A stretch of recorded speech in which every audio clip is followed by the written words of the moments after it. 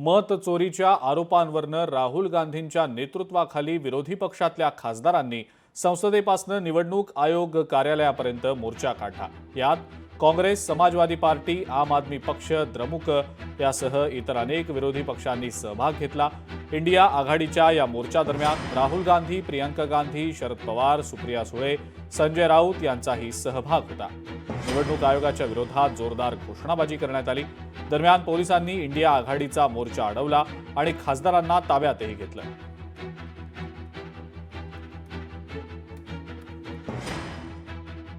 डरे हुए हैं, कायर हैं, सरकार कायर है।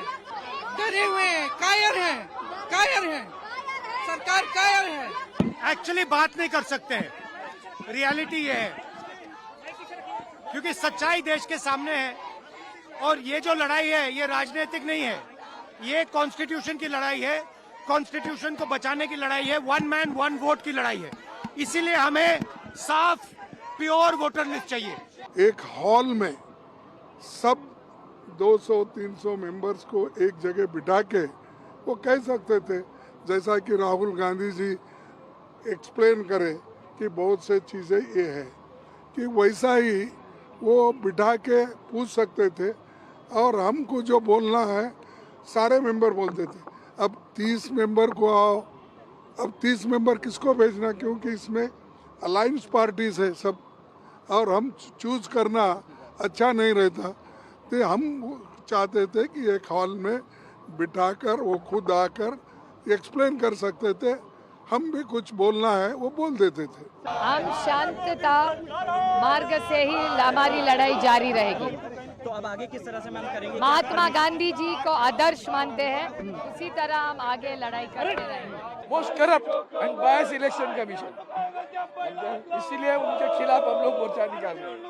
वो संविधान के अभाव नहीं है, न तो पार्लियामेंट के बड़े है, पार्लियामेंट में उसकी चर्चा होनी चाहिए। माननीय राहुल गांधी जी ने उस दिन जो बताया है उसको तो नंगा किया, ये शब्द प्रयोग करूंगा मैं। निर्लज्ज जैसे कुछ भी बात करते रहते हो। महाराष्ट्र के चुनाव में कैसे जीते वो उसी वक्त समझ में आ गया आपको।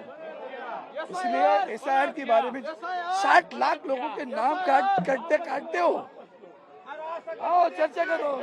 पुलिस ने परमिशन नहीं दी, जब सरकार ऑपोजिशन से डरती है तब पुलिस को आगे करती है। आज एलओपी और सारे इंडिया अलायंस के जो फ्लोर लीडर्स हैं उनको डिटेन करवा रहे हैं।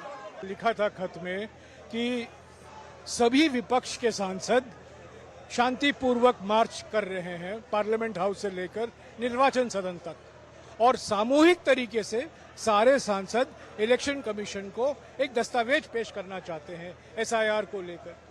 यही हमारी मांग थी और मैंने कल दोपहर को चुनाव आयोग को ये खत लिखा था। अफसोस की बात है कि चुनाव आयोग जो अभी चुनाव आयोग बन गया है उस खत का जवाब नहीं देती है और अभी कहती है कि सिर्फ 30 सांसद आ सकते हैं। हमारी मांग थी कि सारे विपक्ष के सांसद सामूहिक ढंग से उनको एक दस्तावेज पेश करें। अभी हमें यही रोका गया है, निर्वाचन सदन तक हमें चलने नहीं दी जा रही है। तो यही तो पार्लियामेंट के सामने, संसद के सामने संसद की हत्या हो रही है। Naturally, as long as there are doubts in the minds of people about the fairness of the elections, that is harming the credibility of the Election Commission. As long as those doubts are removed, then the Election Commission's credibility can be regained. So the Election Commission's own interest lies in addressing these questions. त्यांना स्वतः कुठच्या पक्षाचं ते माहिती नाही, जे स्वतःच्या सरकारचा निषेध करताय। मला असं वाटतं की दिल्लीमध्ये जे आंदोलन चालू आहे आणि महाराष्ट्रामध्ये जे आंदोलन चालू आहे, हे देशामध्ये जी काही महाविकास आघाडीची सरकार आहे त्यांच्या विरोधात हे आंदोलन चालू आहे, आमच्या विरोधात कुठे आहे? स्वतःचा निषेध स्वतः करताय। स्वतः सरकारमध्ये असताना जे काही दिवे लावले ते योग्य नाही म्हणून त्यांचेच कार्यकर्ते सांगतायत। अशा आंदोलनावर आपण कशासाठी बोलायचं?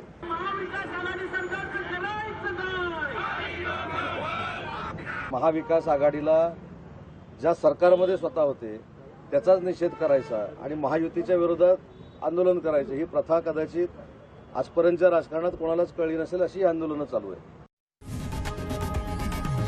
लोकशाही मराठी ऐका, पहा, जागरूक रहा।